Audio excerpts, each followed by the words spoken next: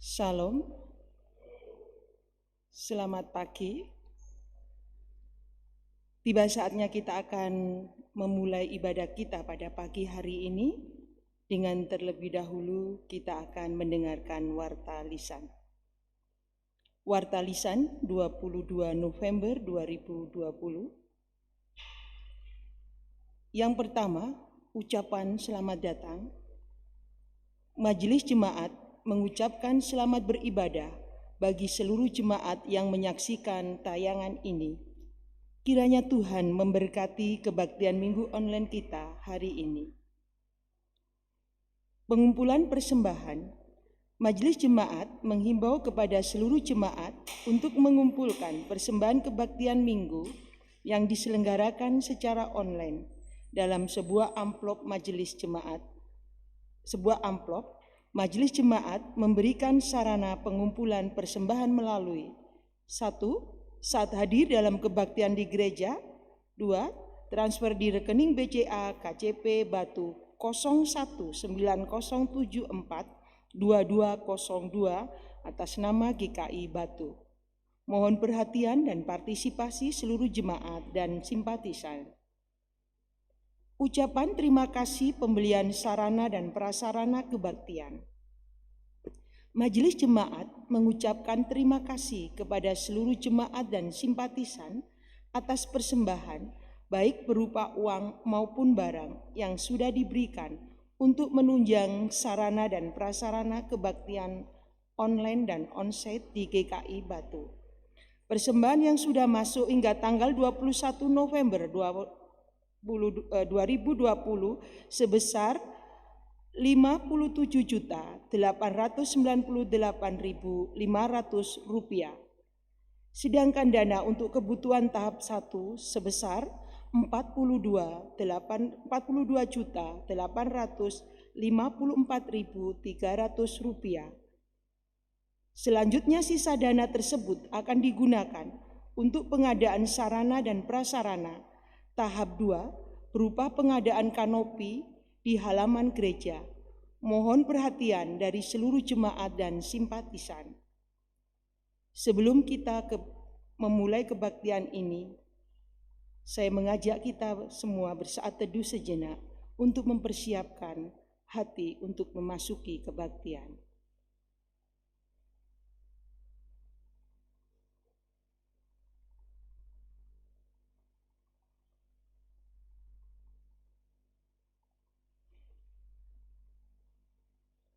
Jemaat, saya undang bangkit berdiri. Kita akan sambut ibadah kita dengan pujian, Pujilah Tuhan Sang Raja.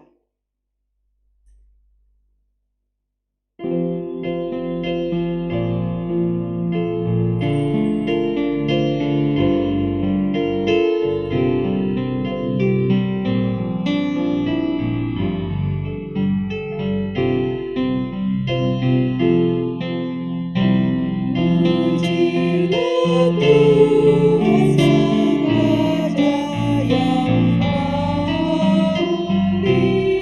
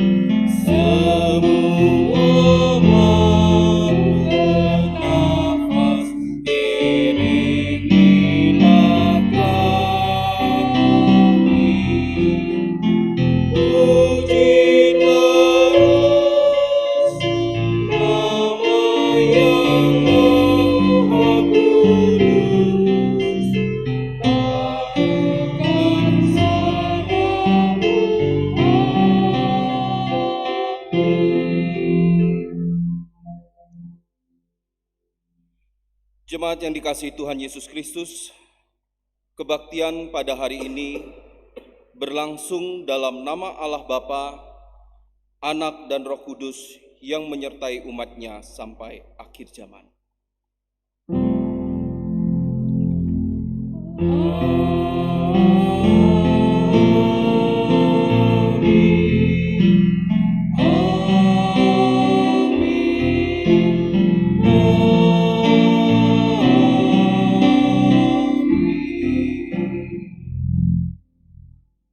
Kasih karunia dan damai sejahtera dari Allah Bapa kita dan dari Tuhan Yesus Kristus serta Roh Kudus menyertai saudara sekalian.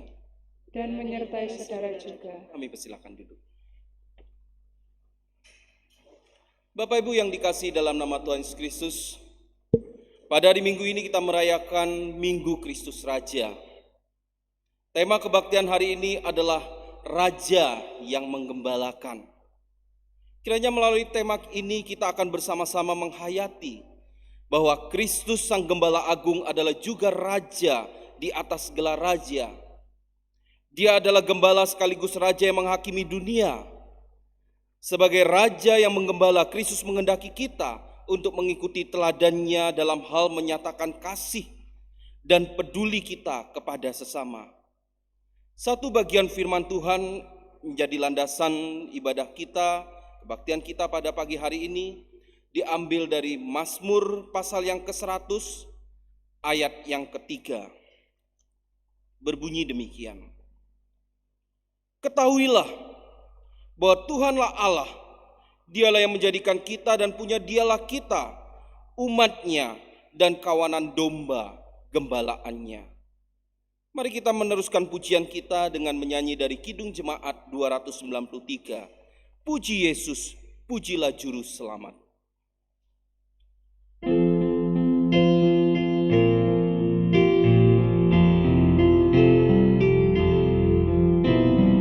Puji Yesus, pujilah Juru Selamat. Hosiana, soraknya bergema.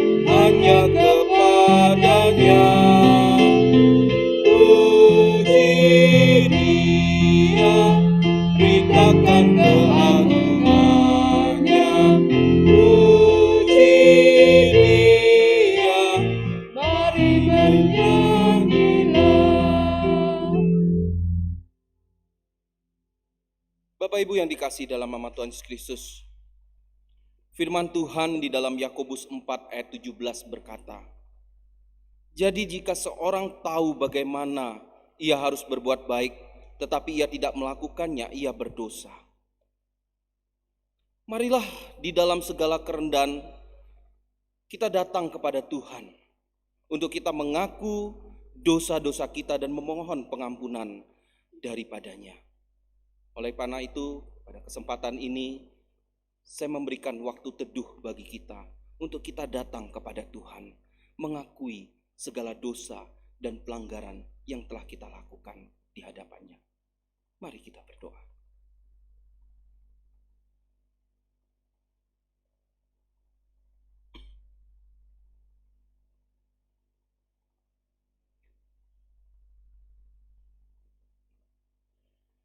Bapa di dalam surga,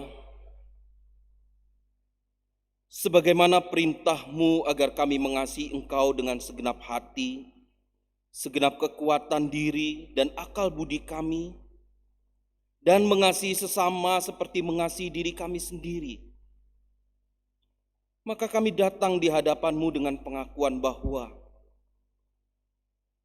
kami kerap kali gagal melakukan dan taat pada perintah tersebut. Kerap kali ego kami lebih besar dibandingkan ketaatan kami. Kami datang kepadamu untuk memohon pengampunan dan pembaharuan, agar di waktu ke depan yang hendak kami jalani, kami mampu lebih kuat menaati perintah-Mu. Berilah anugerah pendamaian antara diri kami pribadi dengan Engkau ya Bapa, sehingga kami mampu berdamai juga dengan sesama kami. Kiranya Engkau berkenan mendengar dan mengampulkan doa kami. Dalam nama Tuhan Yesus Kristus kami berdoa. Amin.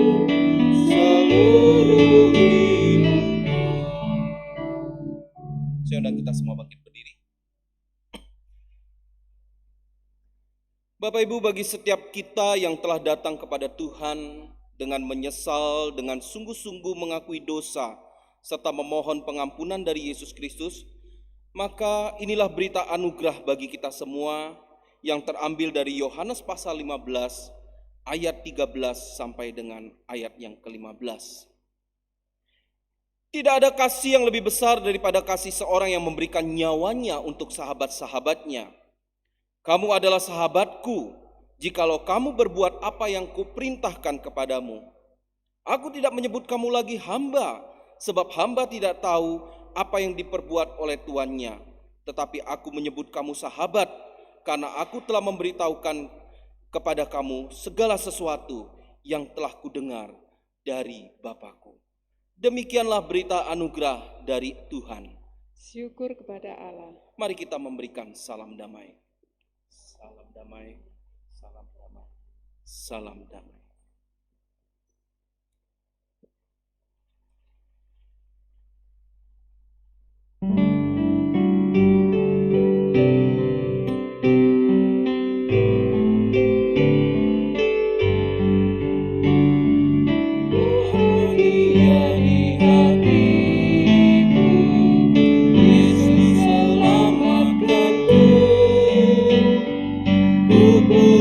Juru selamatku, aku disucikannya. Gerangan siapakah Yesus yang ku nyanyikan terus? Tuhan dan Juru Selamatku yang mati bagiku.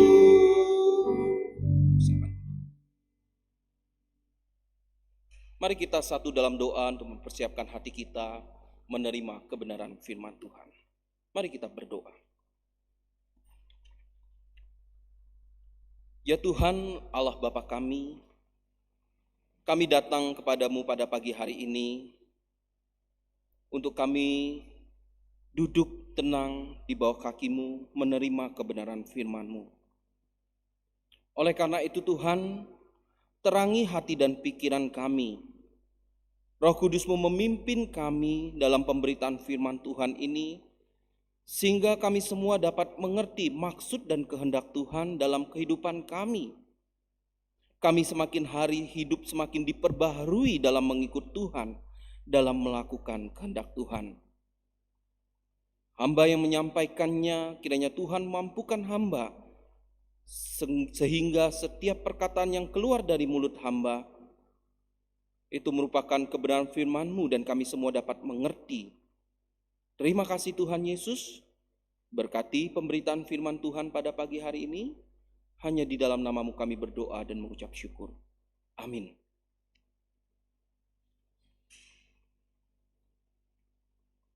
Bacaan Injil Tuhan Yesus Kristus pada pagi hari ini diambil menurut catatan Matius pasal 25 ayat 31 sampai dengan ayat 46. Matius pasal 25 ayat 31 sampai dengan ayat yang ke-46. Penghakiman terakhir. Apabila Anak Manusia datang dalam kemuliaannya dan semua malaikat bersama-sama dengan Dia, maka Ia akan bersemayam di atas tahta kemuliaannya.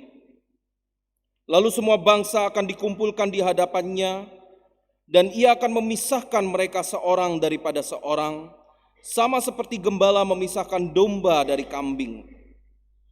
Dan Ia menempatkan domba-domba di sebelah kanannya, dan kambing-kambing di sebelah kirinya. Dan Raja itu akan berkata kepada mereka yang di sebelah kanannya, "Mari, hai kamu yang diberkati oleh Bapa-Ku, terimalah kerajaan yang telah disediakan bagimu sejak dunia dijadikan. Sebab ketika aku lapar, kamu memberi aku makan. Ketika aku haus, kamu memberi aku minum. Ketika aku seorang asing, kamu memberi aku tumpangan. Ketika aku telanjang, kamu memberi aku pakaian. Ketika aku sakit, kamu melawat aku. Ketika aku dalam penjara, kamu mengunjungi aku." Maka orang-orang benar itu akan menjawab Dia, katanya, "Tuhan, bila manakah kami melihat Engkau lapar dan kami melihat Engkau makan dan atau haus dan kami memberi Engkau minum? Bila manakah kami melihat Engkau sebagai orang asing dan kami memberi Engkau tumpangan, atau telanjang dan kami memberi Engkau pakaian? Bila manakah kami melihat Engkau sakit atau dalam penjara dan kami mengunjungi Engkau?" Dan Raja itu akan menjawab mereka, "Aku berkata kepadamu, sesungguhnya segala sesuatu yang kamu lakukan untuk salah seorang dari saudaraku yang paling hina ini, kamu telah melakukannya untuk aku." Dan Ia berkata juga kepada mereka yang di sebelah kirinya, "Enyahlah dari hadapanku, hai kamu orang-orang yang terkutuk. Enyahlah ke dalam api yang kekal yang telah sedia untuk iblis dan malaikat-malaikatnya.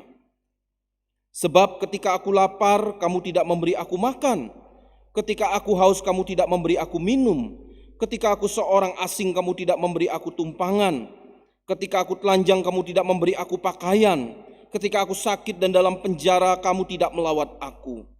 Lalu mereka pun menjawab Dia, katanya, "Tuhan, bila manakah kami melihat Engkau lapar atau haus atau sebagai orang asing atau telanjang atau sakit atau dalam penjara dan kami tidak melayani Engkau?" Maka Ia akan menjawab mereka, "Aku berkata kepadamu, sesungguhnya segala sesuatu yang tidak kamu lakukan untuk salah seorang dari yang paling hina ini, kamu tidak melakukannya juga untuk aku." Dan mereka ini akan masuk ke tempat siksaan yang kekal, tetapi orang benar ke dalam hidup yang kekal. Demikianlah Injil Yesus Kristus. Berbahagialah mereka yang mendengarkan firman Allah dan yang memeliharanya dalam kehidupan hari lepas hari. Haleluya. Haleluya. Haleluya. Haleluya.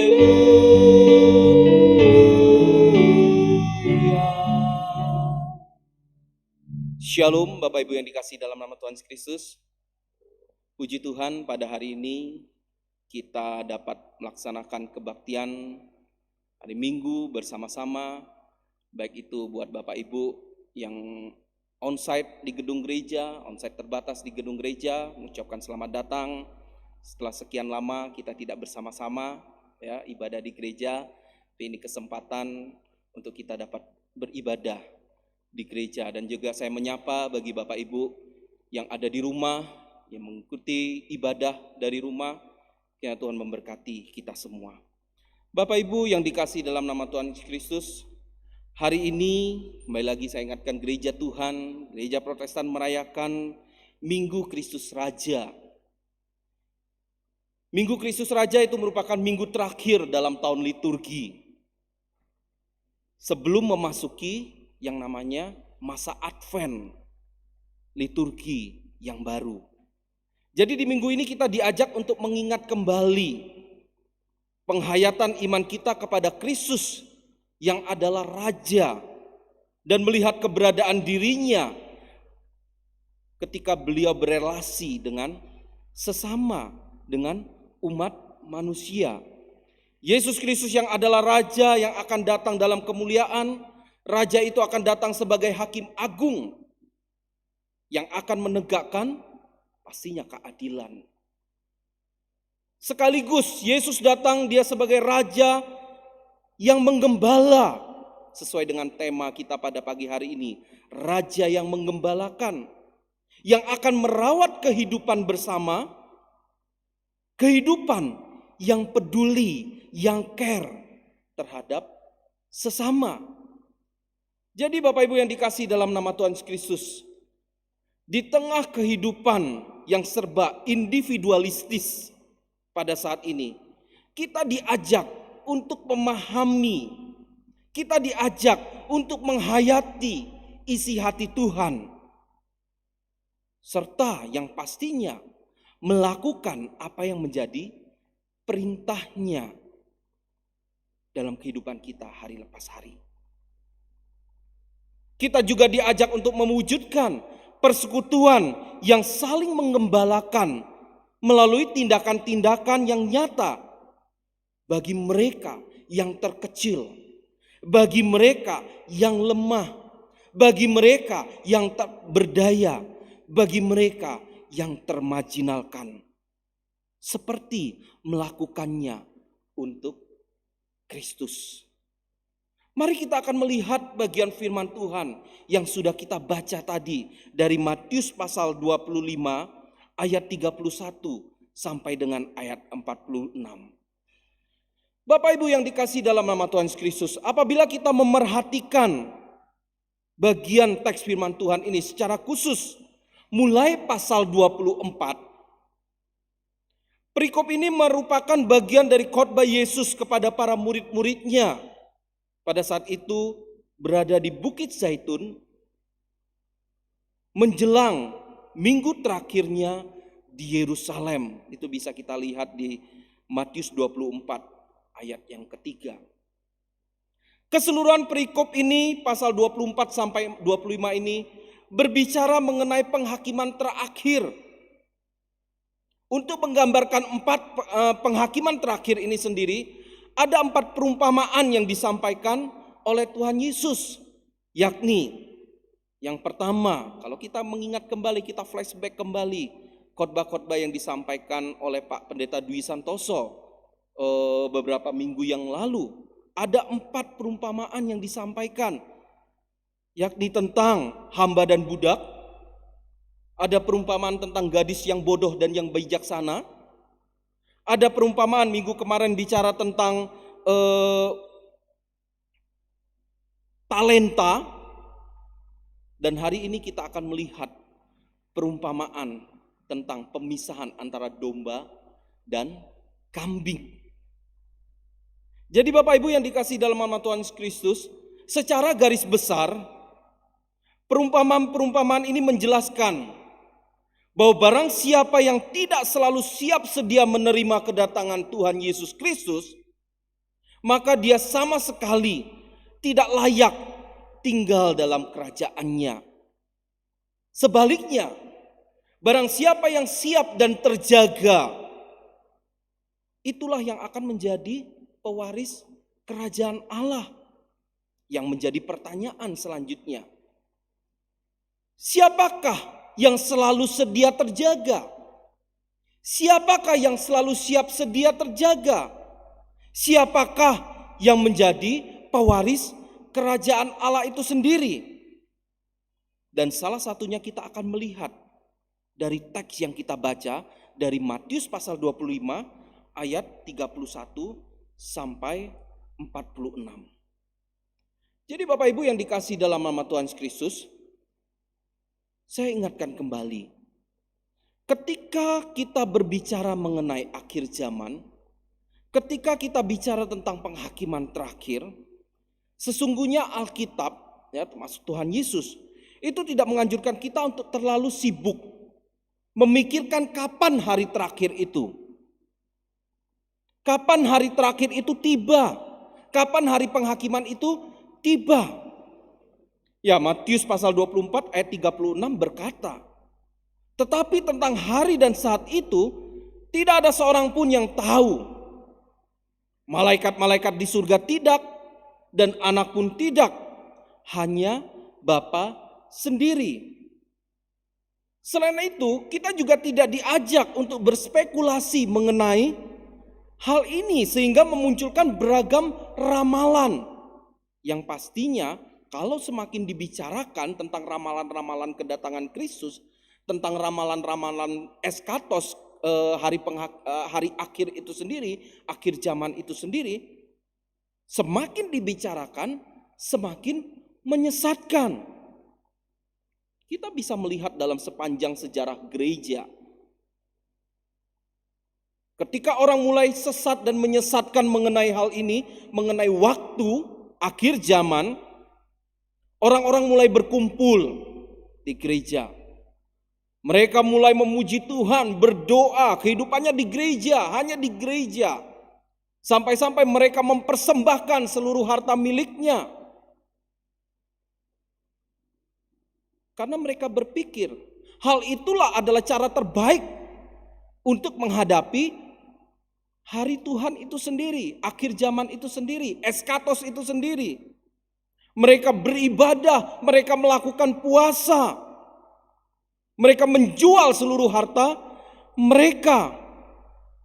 Orang-orang ini hanya disibukkan bagaimana caranya diri mereka diselamatkan, bagaimana caranya keluarga mereka diselamatkan. Saat seperti itulah memberikan gambaran asli dosa, yakni kehidupan manusia yang egois, kehidupan manusia yang individualistis. Jadi Bapak Ibu yang dikasihi dalam nama Tuhan Kristus, prinsip hidup manusia yang egois, prinsip hidup manusia yang individualistis akan cenderung menjadikan religiusitas, kehidupan keagamaan mengambil tempat juga yang paling egois. Kita tidak mau mengerti apa isi hati Tuhan. Kita tidak mau mengerti apa yang menjadi kehendak Tuhan secara menyeluruh dalam kehidupan kita, termasuk menghadapi akhir zaman itu sendiri, hari penghakiman itu sendiri. Tidak ada yang salah dengan memuji Tuhan. Tidak ada yang salah dengan datang ke gereja. Tidak ada yang salah dengan beribadah. Tidak ada yang salah memberikan persembahan. Namun, ketika kehidupan kita hanya berpusat di seputar itu, tanpa ada menjalin relasi dengan sesama lagi, tanpa ada care terhadap sesama, tanpa memberikan perhatian terhadap sesama, disitulah keegoisan, religiositas, keegoisan, kehidupan keagamaan hadir dalam kehidupan kita.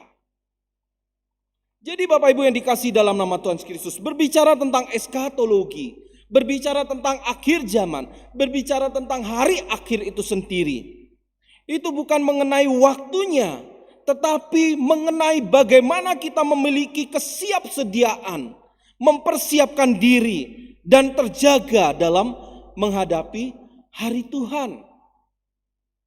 Dalam nats yang kita baca, ketika hari penghakiman itu sendiri, Tuhan Yesus akan datang sebagai Raja yang menghakimi umat manusia secara universal.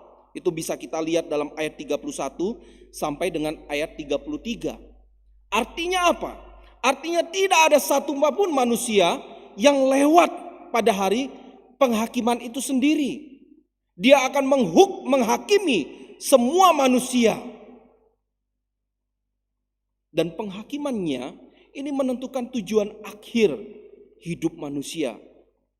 Final destiny dari kehidupan manusia.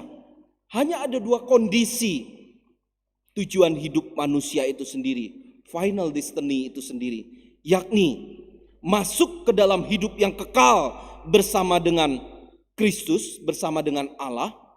Atau berada di dalam siksaan kekal. Hanya dua itu tujuan akhir ketika dia datang sebagai hakim yang menghakimi seluruh umat manusia.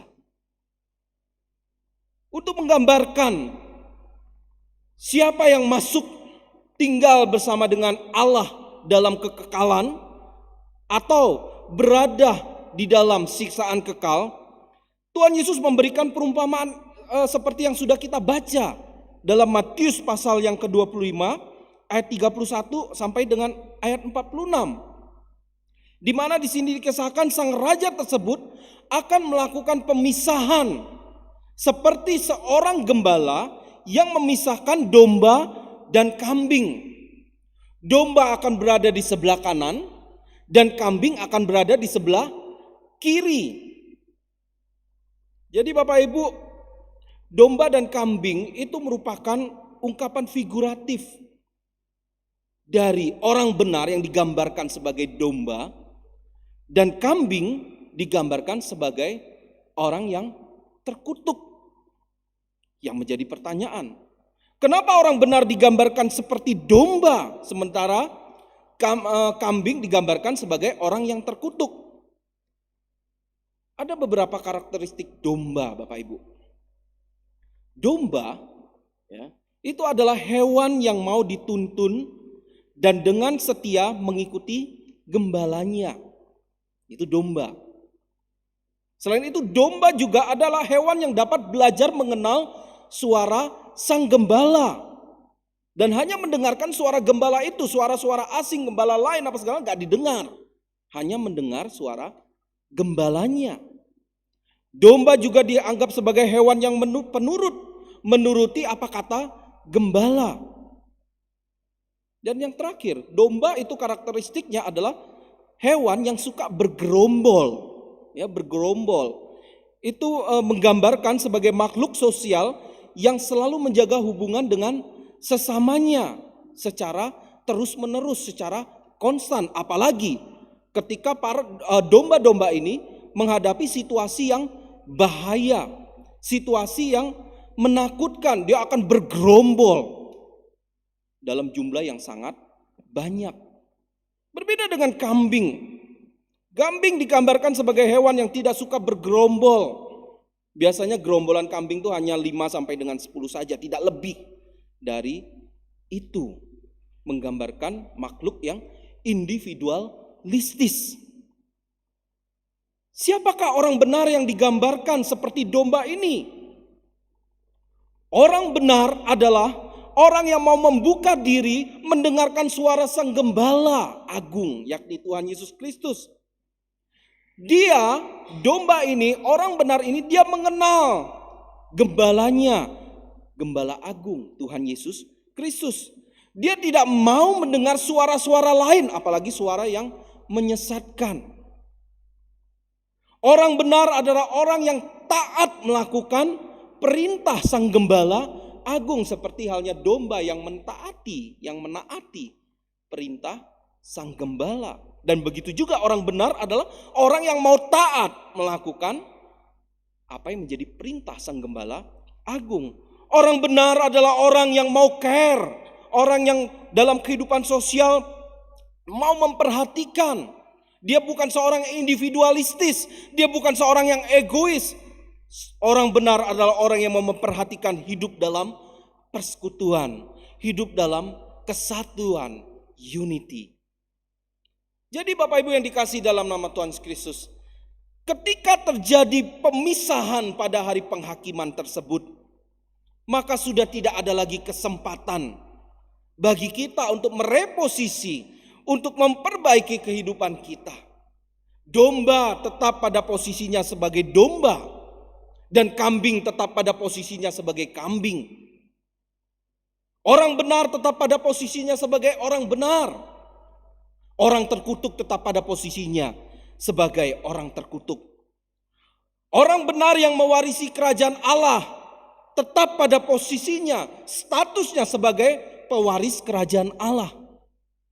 Begitu juga sebaliknya. Orang yang menghuni neraka, orang yang menikmati siksaan kekal, tetap pada posisinya sebagai orang terkutuk. Tidak ada lagi kesempatan untuk kita merubah diri kita dari orang terkutuk menjadi orang benar. Itu adalah hari terakhir. Jadi Bapak Ibu dikasih dalam nama Tuhan Yesus Kristus, firman Tuhan hari ini mau mengajak kita untuk menghayati apakah kehidupan kita saat ini seperti domba atau kambing, seperti orang benar atau orang terkutuk. Karakteristiknya seperti orang yang mewarisi kerajaan Allah atau orang yang menikmati siksaan kekal. Jadi apabila kita melihat dalam teks firman Tuhan ini, karakteristik orang benar itu sangat jelas disampaikan oleh Tuhan Yesus. Orang benar, orang yang melakukan kehendak Tuhan, orang yang mendengar suara Sang Gembala dan menaati perintah Sang Gembala. Dalam hal apa? Dalam hal melakukan sesuatu yang baik bagi sesama. Siapakah sesama dalam teks ini? Istilah yang sesama yang diungkapkan oleh sang raja, apabila kita melihat dalam bagian firman Tuhan ini, sesama yang disampaikan oleh sang raja adalah saudaraku yang paling hina. Sesamaku adalah saudaraku yang paling hina. Istilah Yunaninya adalah adelpon mauton elakiston. Istilah elakiston yang paling hina itu berarti yang paling kecil. Yang paling hina adalah yang paling terakhir. Yang paling hina itu artinya mereka yang terlupakan, mereka yang tidak diingat karena memiliki status yang rendah, baik secara sosial maupun secara ekonomi. Atau juga mereka saudaraku yang paling hina, yang hina itu menunjukkan kepada golongan-golongan yang termarginalkan. Jadi Bapak Ibu yang dikasihi dalam nama Tuhan Yesus Kristus, orang yang paling hina yang dimaksudkan adalah orang yang selama ini kita pandang sebelah mata, yang sama sekali tidak dipedulikan, bukan hanya sekedar orang miskin. Alkitab di sini mencatat orang yang paling hina menunjuk kepada orang yang lapar, orang yang haus, orang yang asing, orang yang telanjang, orang yang sakit, orang yang dalam penjara. Di sini Tuhan Yesus justru memperhatikan orang-orang itu, karena itulah isi hati Tuhan. Tuhan Yesus memperhatikan manusia yang terbuang. Tuhan Yesus memperhatikan manusia yang hina. Tuhan Yesus memperhatikan manusia yang tidak layak. Jadi Bapak Ibu yang dikasihi dalam nama Tuhan Yesus Kristus, kalau kita melihat konteks bagian firman Tuhan ini lebih dalam lagi, pada waktu itu adalah terdapat orang-orang, secara khusus orang Yahudi, ya, yang mau mengerjakan apa saja asalkan mendapatkan posisi terpublikasi, melakukan apa saja asalkan mendapatkan posisi terpublikasi. Sehingga ketika melakukan kebaikan demi kebaikan, melakukan hal-hal yang mulia dalam tanda kutip, ada motivasi diri, ada tujuan lain, ada misi lain, yakni mengharapkan keuntungan. Ketika mereka mau melakukan hal-hal yang baik tersebut, harapannya supaya bisa dilihat, supaya bisa terpublikasi, supaya bisa mendapat posisi dilihat oleh banyak orang. Mereka mau melakukan sesuatu kalau sesuatu itu tidak merugikan dirinya, sehingga mereka bisa memanfaatkan orang lain. Jadi Bapak Ibu yang dikasihi dalam nama Tuhan Yesus Kristus, saya ingatkan melalui kebenaran firman Tuhan ini, kalau kita mau berbuat baik, kalau kita mau melakukan sesuatu hal yang baik kepada sesama kita, lakukanlah hal tersebut dengan hati yang tulus, hati yang murni. Jangan mengharapkan keuntungan, jangan mengharapkan imbalan karena perbuatan yang baik yang kita lakukan. Jadi ingat, pada hari penghakiman nanti Tuhan akan bertanya tentang apa yang sudah kita pikirkan, apa yang sudah kita lakukan selama ini. Jadi kalau hidup kita mau menyenangkan hati Tuhan, mau melakukan apa yang Tuhan kehendaki, mau mendengarkan suara gembala, mau mendengarkan suara gembala yang agung itu sendiri, maka sudah saatnya kita menjadi orang-orang yang mau memperhatikan sesama kita. Tetapi kembali lagi, bukan untuk posisi terpublikasi, dilihat oleh orang lain, tidak murni, tidak tulus, tetapi hanya untuk mendapatkan imbalan atau keuntungan. Mari mulai saat ini kita memperhatikan sesama kita. Matius 7 ayat 21 mengatakan, bukan setiap orang yang berseru Tuhan, Tuhan yang akan masuk ke dalam kerajaan surga, tetapi dia yang melakukan kehendak Bapakku yang di surga. Bukan Tuhan, Tuhan yang akan masuk ke dalam kerajaan surga, tetapi dia yang melakukan kehendak Bapakku yang di surga. Dalam konteks bagian firman Tuhan pada pagi hari ini, mulai peduli, mulai memperhatikan sesama kita. Jadi Bapak Ibu yang dikasihi dalam nama Tuhan Kristus, berbicara tentang keselamatan yang Tuhan anugerahkan dalam kehidupan kita, yakni berbicara tentang bagaimana kita mengerjakan keselamatan yang Tuhan anugerahkan dalam kehidupan kita ini, untuk kita mulai peduli terhadap sesama, mulai kita care terhadap sesama, mulai kita perhatian terhadap sesama. Tapi yang perlu kita ingat bahwa ketika kita care, ketika kita melakukan kebaikan, ketika kita melakukan kehendak Tuhan, hal-hal yang baik itu sendiri, itu bukan tujuannya untuk kita selamat, tetapi itu merupakan wujud keselamatan yang sebelumnya Tuhan berikan kepada kita. Dan ayo kita wujud nyatakan melalui kehidupan yang melakukan kehendak Tuhan. Jadi Bapak Ibu yang dikasihi dalam nama Tuhan Yesus Kristus, masih ada kesempatan. Kesempatan itu masih ada. Hari penghakiman, hari akhir itu kita tidak tahu kapan waktunya. Tetapi kesempatan itu masih ada untuk kita mulai melakukan kehendak Tuhan. Mulai peduli terhadap sesama. Mulai care terhadap sesama. Jadi Bapak Ibu yang dikasihi dalam nama Tuhan Kristus, orang yang memiliki moralitas yang agung, dia mulai memikirkan orang lain dan tidak bertindak untuk kepentingan dirinya sendiri, apalagi memanfaatkan sesama untuk kepentingan diri. Orang benar adalah orang yang melakukan perbuatan baik dengan sungguh sebagai wujud imannya dan tanggung jawabnya sebagai umat Tuhan, tanpa mengingat, tanpa menghitung perbuatan baik yang dilakukan, apalagi untuk terpublikasi, untuk terekspos, untuk dilihat oleh banyak orang. Sementara orang yang merasa benar adalah orang yang mau melakukan perbuatan baik dengan tujuan agar dikenal oleh orang lain. Dia juga akan suka mengingat dan menghitung-hitung perbuatan baik yang sudah dilakukannya kepada sesama. Dan biasanya orang-orang seperti ini hanya menolong orang-orang tertentu saja. Jadi penggembalaan sang raja itu membawa kita pada hidup yang berguna dan berpengharapan. Jika kita melihat, memperhatikan Yesus sebagai raja yang menggembala, maka dengan kuasanya sebagai raja, Yesus Kristus datang melawat umatnya. Dengan otoritasnya sebagai hakim, ia akan menegakkan keadilan sehingga semua orang memiliki kesempatan untuk dapat masuk ke dalam kerajaannya. Dan dengan kasihnya sebagai gembala, ia mengingat orang-orang yang dianggap kecil, orang-orang yang dianggap lemah, orang-orang yang tidak layak.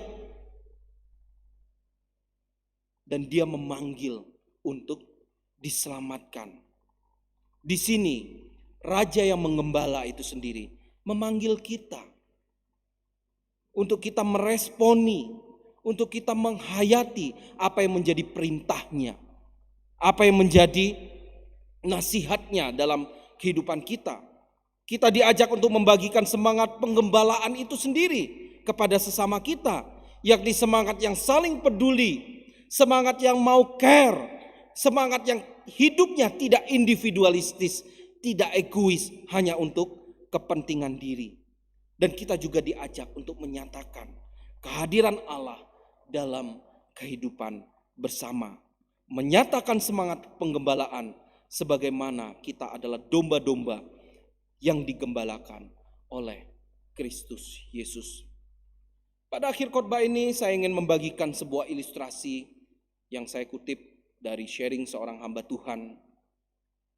Jadi ada seorang pemuda, Bapak Ibu, pemuda Kristen yang melakukan sebuah eksperimen kehidupan, eksperimen sosial. Di mana pada suatu hari ia dengan sengaja di tengah kerumunan orang, di tengah kota, ia menjatuhkan dompetnya, dengan sengaja menjatuhkan dompetnya berisi uang yang banyak.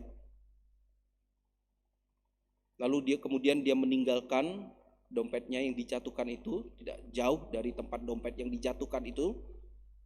Lalu dia melihat ada seorang tunawisma, seorang gelandangan yang melihat dompet yang jatuh tersebut. Kelihatannya sangat tebal dan banyak isinya. Tapi yang menarik adalah ketika tunawisma itu, gelandangan itu mengambil dompet tersebut, ia sama sekali tidak mengambil sepeser pun dari isi dompet tersebut. Bapak Ibu, sebenarnya tunawisma atau gelandangan ini membutuhkan uang tersebut. Mungkin ia dapat berkata pada waktu itu, "Wah, ini berkat Tuhan. Ini jawaban doa dari Tuhan pada hari ini."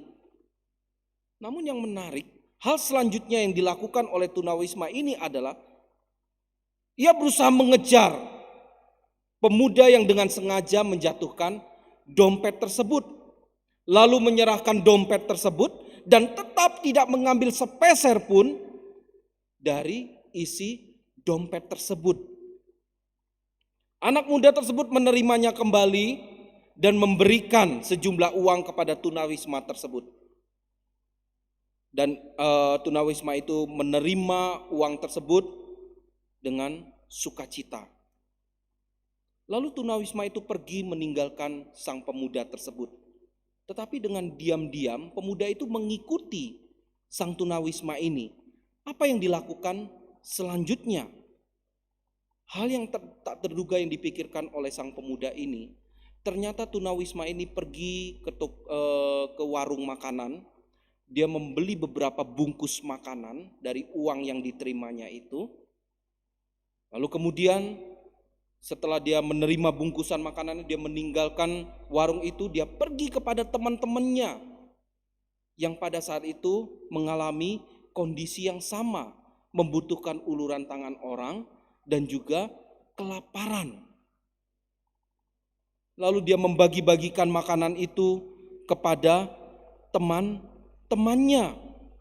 Jadi yang menarik di sini, hasil uang yang diterimanya itu tidak digunakan untuk dirinya sendiri. Ia tidak menjadi pribadi yang egois, dia tidak menjadi pribadi yang individualistis, tetapi juga dia membaginya kepada sesamanya yang membutuhkan pada saat ini. Jadi Bapak Ibu, di tengah kesimpulan eksperimen ini kita dapat belajar di tengah dunia yang serba egois, yang serba individualistis, Masih ada orang di tengah keterbatasan mau berbagi dengan sesama. Di tengah keterbatasan tetap memiliki belas kasihan kepada sesama.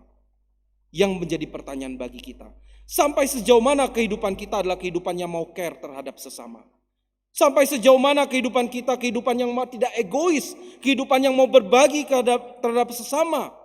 Sampai sejauh mana kehidupan kita adalah kehidupan yang memiliki belas kasihan kepada sesama.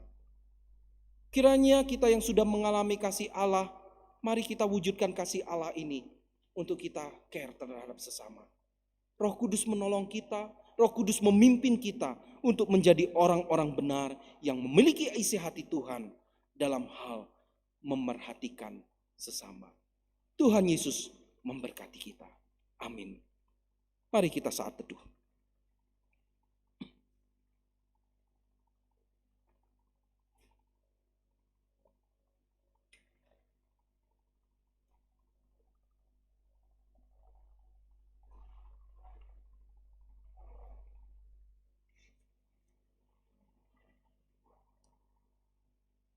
Saya undang jemaat bangkit berdiri. Mari kita akan melakukan pengakuan iman kita, iman rasuli. Jemaat, marilah kita bersama dengan gereja dari segala abad dan tempat mengakui pengakuan iman kita yang berbunyi demikian. Aku percaya kepada Allah, Bapa yang Maha Kuasa, Khalik langit dan bumi, dan kepada Yesus Kristus, Anaknya yang tunggal Tuhan kita, yang dikandung dari Roh Kudus, lahir dari anak darah Maria, yang menderita sengsara di bawah pemerintahan Pontius Pilatus, disalibkan, mati dan dikuburkan, turun ke dalam kerajaan maut. Pada hari yang ketiga, bangkit pula dari antara orang mati, naik ke surga, duduk di sebelah kanan Allah, Bapa yang Maha Kuasa, dan dari sana akan datang untuk menghakimi orang yang hidup dan yang mati. Aku percaya kepada Roh Kudus, gereja yang kudus dan am, persekutuan orang kudus, pengampunan dosa, kebangkitan orang mati, dan hidup yang kekal. Amin. Jemaat dipersilakan duduk. Mari kita menaikkan doa syafaat kita. Allah Bapa kami yang diletakkan dalam kerajaan surga, kami sudah mendengarkan firman-Mu. Kiranya Tuhan menolong kami belajar daripada kebenaran firman-Mu sebagai Raja yang menggembala, Raja yang akan datang menghakimi orang benar dan orang seperti memisahkan orang benar dan orang terkutuk. Raja yang dalam keadilannya menyatakan kasih juga kepada sesama. Biarlah melalui kebenaran firman-Mu kami ditolong dalam kehidupan kami meresponi, kami menghayati akan karya Tuhan, akan kasih Tuhan dalam hal kami memberikan perhatian juga kepada sesama. Bukan untuk kepentingan diri, bukan untuk memanfaatkan sesama kami demi keuntungan diri, bukan untuk posisi terpublikasi, tetapi ketika kami melakukannya dengan tulus ikhlas seperti untuk Tuhan. Kiranya Tuhan tolong mampukan kami untuk kami meresponi melakukan kebenaran firman-Mu. Pada pagi hari ini kami mau menaikkan syafaat kami Tuhan, kami berdoa untuk pergumulan bangsa dan negara kami di tengah-tengah kondisi virus pandemi virus COVID-19. Segala usaha sudah dilakukan oleh pemerintah bangsa dan negara kami. Kiranya Tuhan menolong kami juga untuk taat mengikuti setiap aturan yang sudah ditetapkan. Para medis juga yang berada di garda terdepan mengurus permasalahan ini, kiranya Tuhan menjaga melindungi mereka, berikan hikmat kebijaksanaan mereka. Terima kasih Tuhan, kami rindu permasalahan dapat selesai dalam pertolongan Tuhan, dalam anugerah Tuhan. Juga kami berdoa untuk Kota Batu, kiranya Tuhan memberkati para pemimpin bangsa kami, pemimpin di Kota Batu, berikan hikmat kebijaksanaan bagi mereka dalam mereka melaksanakan tugas tanggung jawab mereka. Juga kami berdoa sebentar lagi akan ada pilkada juga, kiranya Tuhan menolong di beberapa daerah yang melaksanakan pilkada, keamanan dan mungkin akan melakukan dalam jumlah yang banyak, masyarakat yang banyak. Tuhan, dengan situasi pada saat ini kiranya Tuhan menolong supaya pilkada dapat berjalan dengan pertolongan Tuhan dan segala sesuatu yang tidak kami harapkan, Tuhan yang turut serta. Terima kasih Tuhan Yesus. Kami juga berdoa untuk pelayanan di gereja kami, Pendeta Dwi Santoso yang saat ini melayani di Surabaya, juga para penatua, badan pelayanan jemaat, tim gugus tugas, kiranya Tuhan menolong, Tuhan turut campur tangan, biarlah kami sehati bersinergi dalam melayani Tuhan bersama-sama di dalam dan melalui GKI Batu. Juga berdoa untuk lansia di GKI Batu, Bapak Stanford, Ibu Satuni, Ibu Buntaran, Ibu Evi, Ibu Meni, Bapak Buyung Ajis, Bapak Sutanto, Bapak Ibu Ajis Suseno, Bapak Suhadi, Bapak Ibu Eko Harno, Ibu Erna, Bapak Ibu Niko, Bapak Ibu Johannes Masa, Bapak Ibu Paidi, Bapak Supardi, Ibu Sumila, dan para lansia di Panti Ureda Simon Petrus Batu. Kiranya Tuhan menolong mereka. Secara fisik mungkin menurun Tuhan, tapi secara iman, percaya mereka, rohani mereka kepada Tuhan, biar semakin diteguhkan dalam mengikut Tuhan. Kekuatan kesehatan Tuhan anugerahkan juga bagi pribadi lepas pribadi. Jemaat yang sakit dan dalam pemulihan, Ibu Lukman, Bapak Hadi Widodo, Ibu Kristiaman, Ibu Ahuta Sowit, Bapak Betantio, Bapak Paidi, Ibu Suhadi, Ibu Meran, Ibu Lina Huta Sowit, Ibu Budiman, Bapak Halim Hutanto, Bapak Mulyanto, Ibu Supatmi, Pak Penatua Sungatno juga yang beberapa hari yang lalu operasi. Kiranya Tuhan menolong, Tuhan terus memberikan kekuatan kepada mereka di tengah kelemahan mereka, Tuhan memberikan pemulihan, Tuhan menjamah segala sakit penyakit mereka. Terima kasih Tuhan Yesus, jemaat yang mengalami pergumulan, cari pekerjaan, sekolah anak-anak, kiranya Tuhan menolong, Tuhan turut campur tangan. Juga kami berdoa untuk keluarga almarhum Pendeta Emeritus Purboyo yang beberapa waktu Tuhan panggil hamba-Mu, kiranya Tuhan memberikan kekuatan, penghiburan buat keluarga besar. Terima kasih Tuhan, kami bersyukur Tuhan, ini doa yang belum sempurna, kiranya Tuhan sendiri yang menyempurnakannya seperti doa yang Tuhan ajarkan kepada kami. Bapa kami yang ada di surga, dikuduskan kiranya nama-Mu, datanglah kerajaan-Mu, jadilah kehendak-Mu di bumi seperti di surga. Berilah kami pada hari ini makanan kami yang secukupnya, dan ampuni kami kesalahan kami, seperti kami juga mengampuni orang yang bersalah kepada kami. Dan janganlah membawa kami dalam cobaan, tetapi lepaskan kami daripada yang jahat. Karena Engkau punya kerajaan dan kuasa dan kemuliaan sampai selamanya. Amin.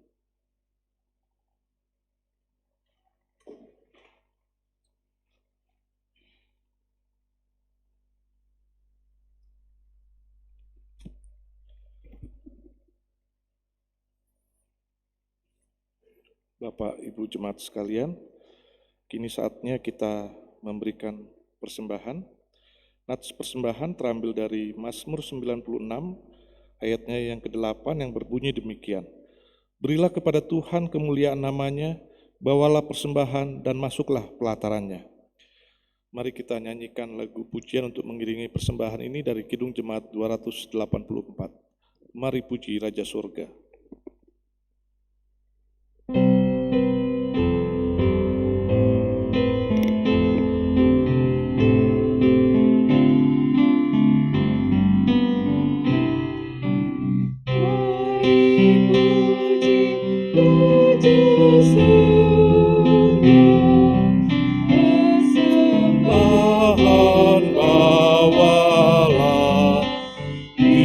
Tebusnya jiwa raga, maka puji namanya.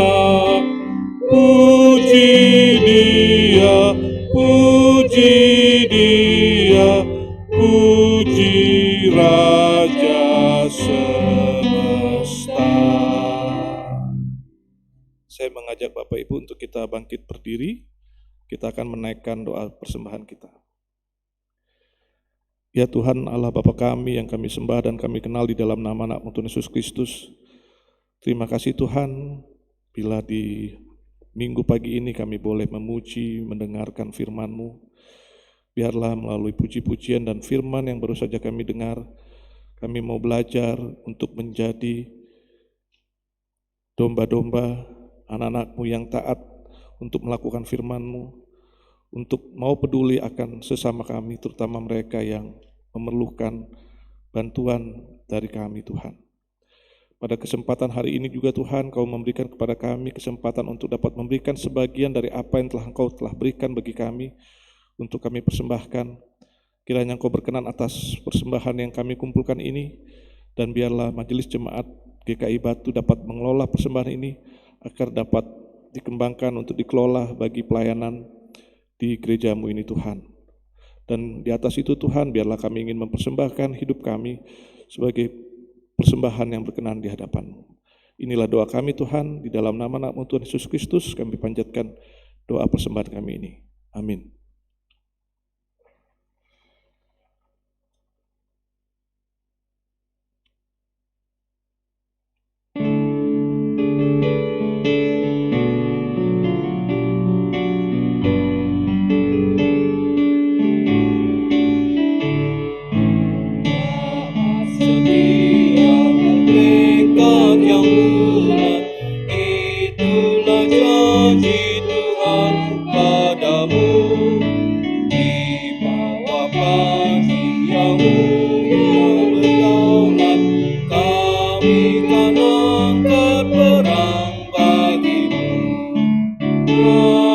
Semboyan, jangan diamkan, tiup serunai dan maju terus.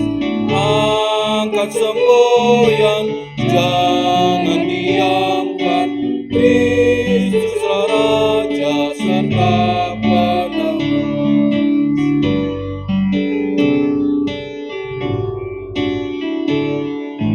Taat setia teguh bersekutu dengan Engkau ya pemimpin besar, karena penuh kasih sayang padamu, kami sedikit pun tidak gentar. Angkat semboyan, jangan diamkan, tiup serunai dan maju terus. Angkat semboyan, jangan diamkan, Kristuslah Raja serta penebus. Bapak Ibu, mari kita arahkan hati kita kepada Tuhan. Kami mengarahkan hati kami kepada Tuhan. Jadilah saksi Kristus, Syukur kepada Allah. terimalah berkat Tuhan. Tuhan memberkati kita dan melindungi kita. Tuhan menyinari kita dengan wajah-Nya dan memberi kita kasih karunia. Tuhan menghadapkan wajah-Nya kepada kita dan memberi kita damai sejahtera. Amin.